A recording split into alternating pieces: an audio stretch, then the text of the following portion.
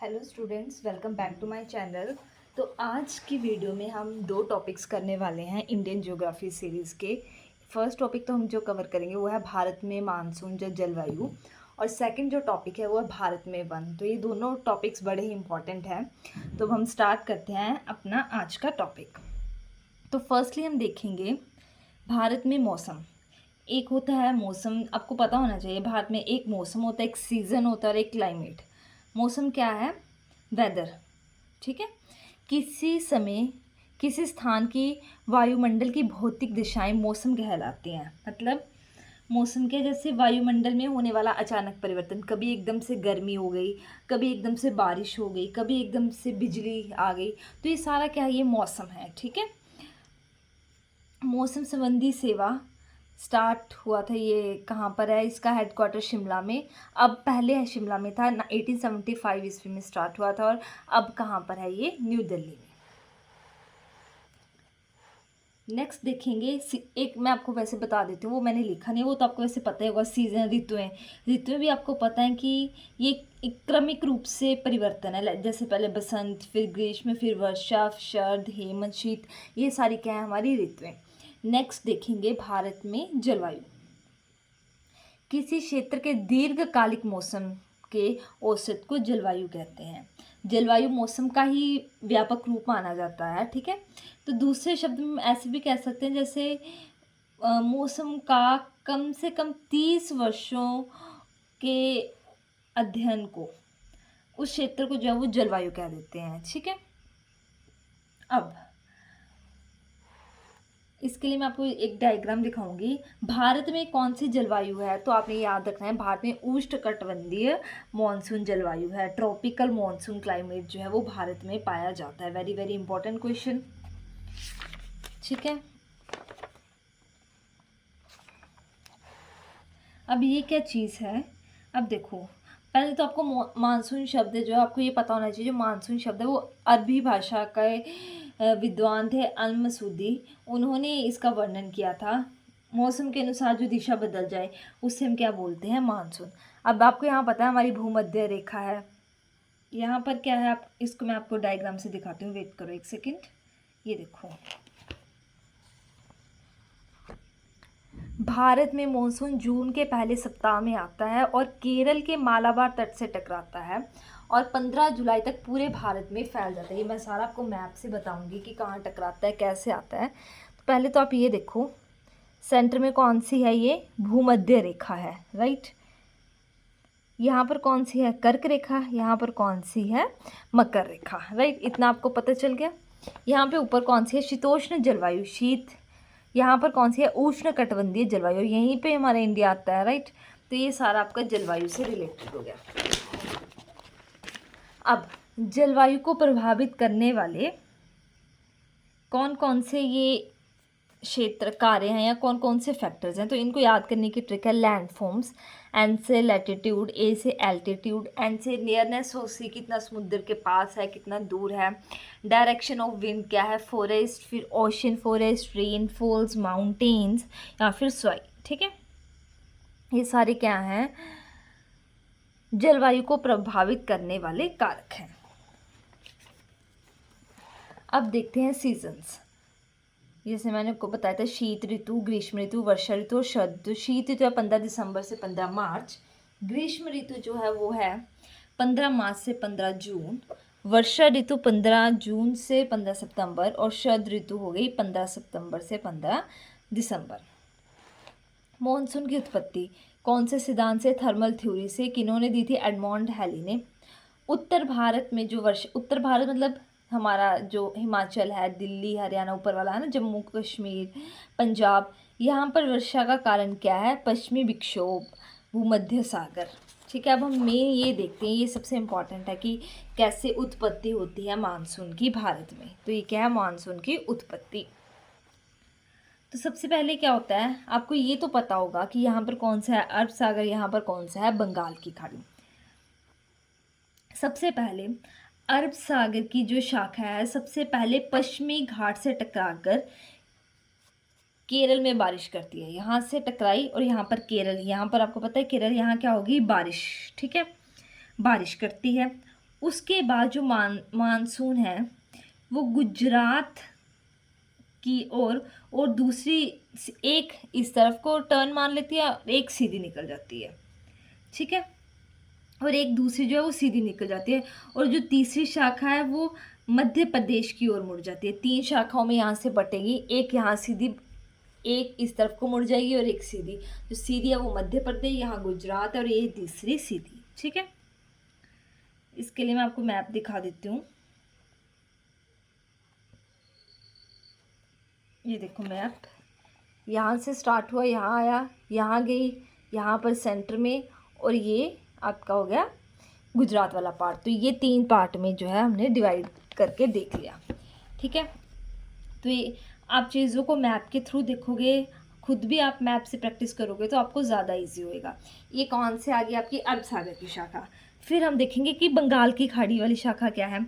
बंगाल की खाड़ी वाली शाखा जो है, ये जो है ना हमारी अरब सागर, ये सीधी जाकर कहाँ जाती है, गारो खासी मेघालय में, ठीक है, जयंतिका में। जो बंगाल की खाड़ी वाली शाखा है वो भी यहीं से निकलती है, वो भी इनके साथ मिलकर ही, ठीक है, सीधा जाकर टकराती है मेघालय की गारो खासी जयंतिका पहाड़ियों की ओर। और उनकी कीप जैसी आकृति होने के कारण जो है यहाँ पर ना ऐसी आकृति होती है कि मानसून यहीं फंस जाता है, बाहर निकल ही नहीं पाता, और बहुत ज़्यादा वर्षा होती है, ठीक है। और कुछ मानसून असम में, अरुणाचल प्रदेश, इधर भी चला जाता है। इसकी मानसून की एक शाखा गारो पहाड़ी से टकराकर बाईं ओर घूम जाती है, झारखंड, उत्तर प्रदेश, बिहार में बारिश करती है, और अंत में अरब सागर वाली शाखा जो है बंगाल वाली शाखा से मिलकर पंजाब में थोड़ी सी बारिश करती है। तो मैं यहाँ से आई, वो गारो खासी के साथ टकराई हैं, यहीं सबसे ज़्यादा बारिश होती है। क्यों होती है आपको रीज़न पता चल गया होगा, है ना। फिर क्या होता है कि सितंबर के महीने में क्या होता है, फिर सूर्य की किरणें सीधी पड़ती हैं वहाँ पर विद्युत रेखा पर, तो जिसके कारण यहाँ पर वायु का दाब निमन हो जाता है, और इसी कारण भारत में जो है मानसून लौटने लगता है। उड़ीसा और आंध्र प्रदेश में तेज चक्रवात आता है, और तमिलनाडु में भी जो है वो खूब बारिश होती है इसी के कारण, ठीक है। ये सीधा जाता हुआ मानसून है। फिर लौटता हुआ जो मानसून है उसकी दिशा होगी उत्तर पूर्व। सबसे अधिक वर्षा वो करेगा तमिलनाडु में। भारत में जो सबसे अधिक वर्षा होती है वो कहाँ पर होती है, मासिनराम मेघालय में। और सबसे कम वर्षा कहाँ होती है, लेह में, ठीक है। आम्र वर्षा किसे बोलते हैं, क्वेश्चन काफ़ी इंपॉर्टेंट है। तमिलनाडु के कोरमंडल तट से लौटते मानसून उत्तरी पूर्वी मानसून के द्वारा वर्षा करता है, ठीक है। ये तो हो गया आपका आम्र वर्षा। मार्च और अप्रैल के महीने में मानसून आने से पहले बिहार और पश्चिम बंगाल में कुछ वर्षा देखने को मिलती है, जो आम की फसलों के लिए काफ़ी उपयुक्त होती है। इसी को हम क्या बोलते हैं, आम्र वर्षा का नाम देते हैं। कर्नाटक में इसे काफ़ी वर्षा, असम में चाय वर्षा, अलग अलग नामों से ये पुकारी जाती हैं। उत्तर भारत में गर्म हवा को लू बोलते हैं, पश्चिम भारत में जो गर्म हवा उसे काल बैसाखी बोलते हैं, और पूर्वी भारत में से क्या बोलते हैं, नार्विस्टर बोला जाता है। तो ये जो आपका टॉपिक है भारत में मॉनसून, ये वाला कंप्लीट हो गया है। अब हम आज इसी क्लास में नेक्स्ट टॉपिक भारत में प्राकृतिक वनस्पति, ठीक है, ये वाला टॉपिक करेंगे। तो प्राकृतिक वनस्पति एज अ नेम ही इंडिकेट कर रहा है, वनों के बारे में हम इसमें बात करेंगे। ये भी जलवायु से रिलेटेड था, इसीलिए मैंने इसको इसी के साथ जो है वो इंटरलिंक करके पढ़ा रही हूँ, ठीक है।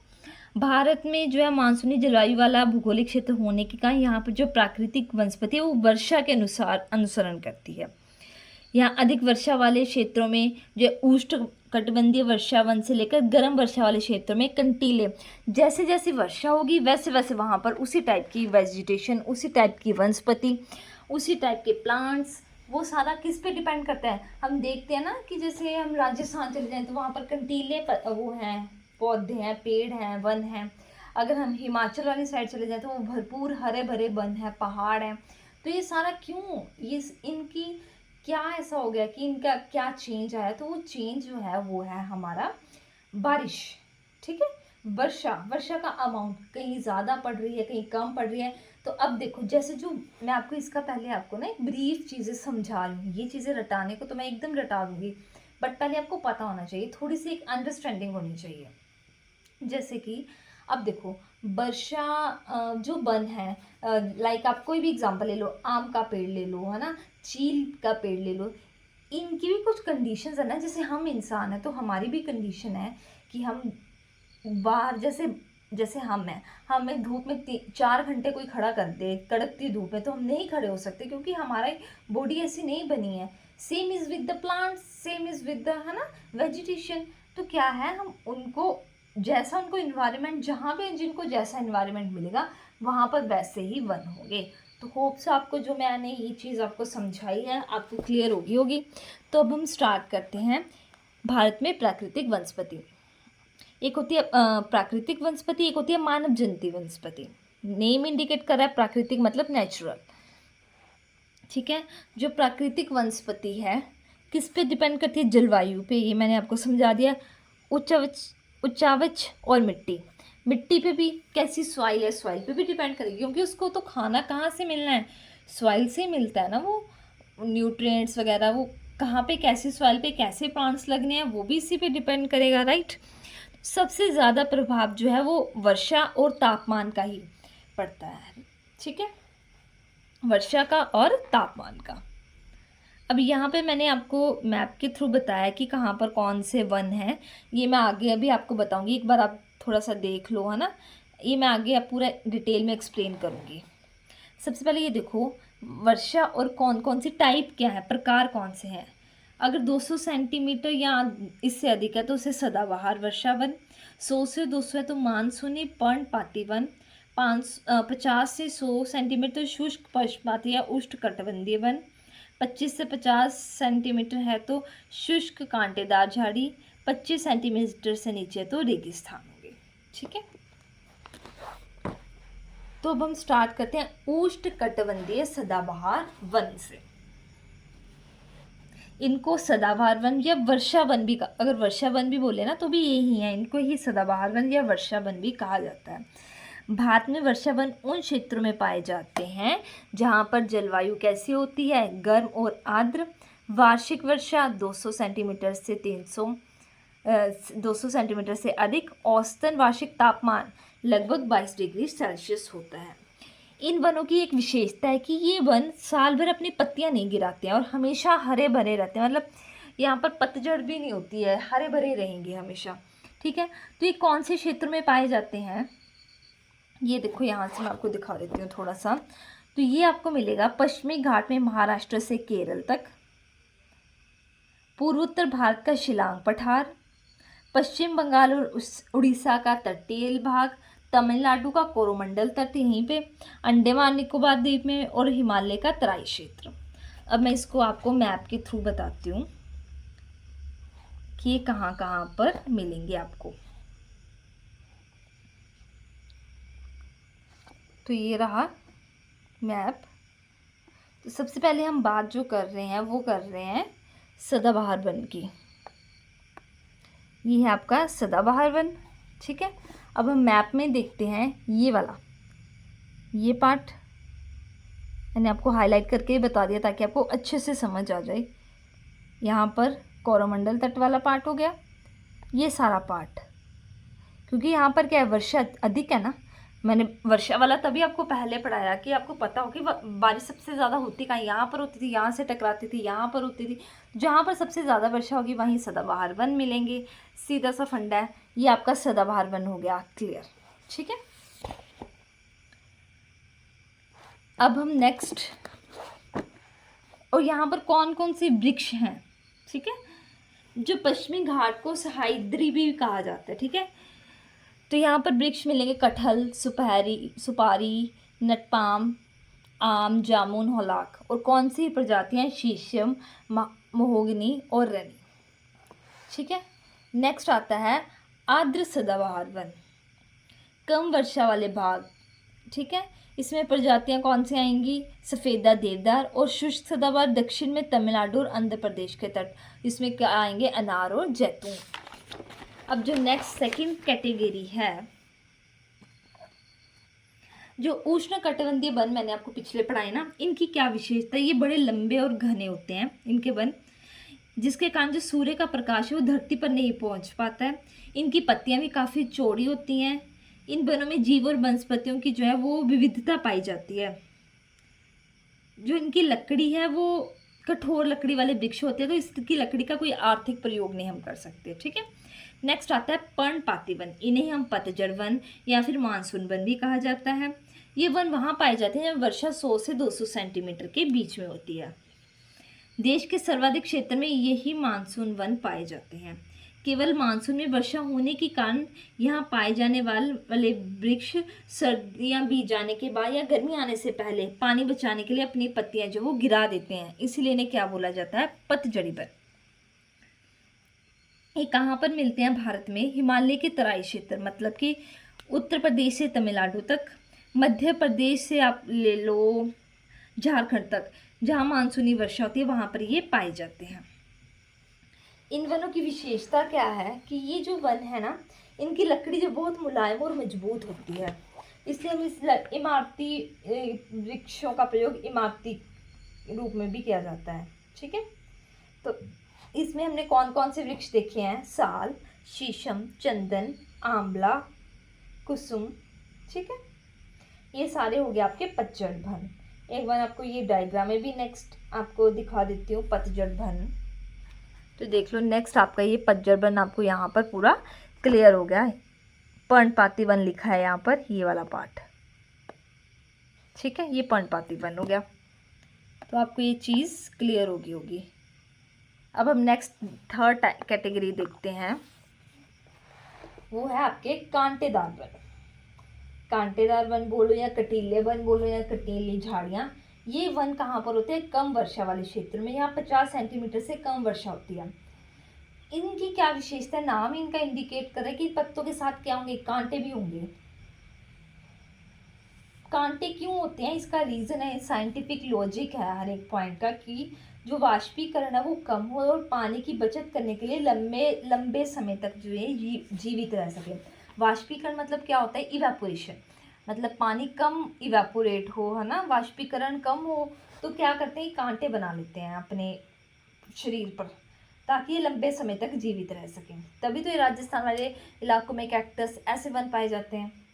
तो इसमें कहाँ पर आएंगे, इनका क्षेत्र क्या है, वही दक्षिण भारत, पश्चिम भारत सॉरी, राजस्थान हो गया, पंजाब, गुजरात, पश्चिमी उत्तर भारत में, वृक्षी छाया प्रदेश, मध्य प्रदेश के इंदौर से आंध्र प्रदेश के कन्नौज जिले तक।